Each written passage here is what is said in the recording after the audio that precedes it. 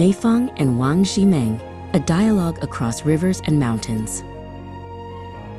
Meifeng stood at the edge of a world made of silk and stone. Before her lay a sea of emerald peaks and sapphire valleys that stretched beyond the horizon. It was a place where time seemed to hold its breath, a vast landscape captured in a single, eternal moment.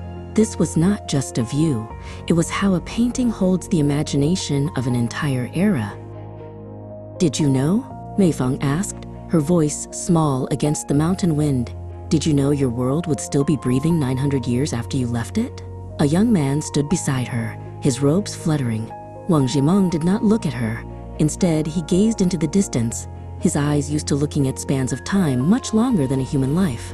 "A painting is not a heartbeat," he replied. "It is a mountain's breath." Wang was only 18 years old when he finished his masterpiece. To some, it seemed like a stroke of impossible luck, but Meifeng realized it was more than that. It was the result of a mature system of art and wisdom that had placed its trust in a focused genius. He had the energy of youth and the steady hand of an ancient soul. "Where did you begin?" Meifeng asked, stepping closer to a cliff that dropped into a valley of mist.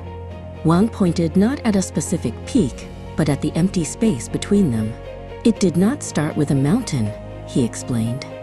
"It started with a question of how to arrange the world so that every soul could find its place within it." To Wang, composition was more than just drawing a pretty scene. It was a grand architecture of the spirit. "It is about deciding where people stay and where they leave," he told her. "Art is the order we bring to the wildness of nature. It is not just sketching what we see, but building a home for the mind to wander through." Meifeng touched the vibrant blue of a nearby slope. "The colors are so bright," she whispered. "Nature isn't usually this blue or this green." Wang smiled softly. "Nature ages and fades," he said. "The leaves turn brown and the earth turns gray. But these mineral pigments, azurite and malachite, do not bow to time. They stay young, even when the world grows old." As they walked, Meifeng noticed tiny figures in the distance, fishermen in boats and travelers on bridges. They were no larger than grains of rice. "Why are the people so small?"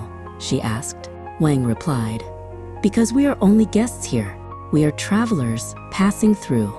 If humans are made too big, the world becomes small. To see the greatness of the mountain, one must accept being small." This was not a painting meant to be seen all at once. It was a journey. Meifeng felt as though she were walking through a story that unfolded with every step. "You don't just look at a scroll," Wang whispered. "You enter it, you walk the 1,000 li, and by the time you reach the end, you are a different person than when you started." "Is it ever easy?" Meifeng asked, watching him study a ridge. Wang shook his head. "Painting requires you to constantly look again, to change what you thought was perfect. Eventually, there comes a moment when the artist must stop leading. You must learn to obey the painting itself. It will tell you when it is complete." They reached a high plateau where the air was clear and the sun felt warm on their faces. The landscape felt finished, a perfect harmony of water, air, and earth. "When do you know you are done?" Meifeng asked. Wang looked out at the silent peaks.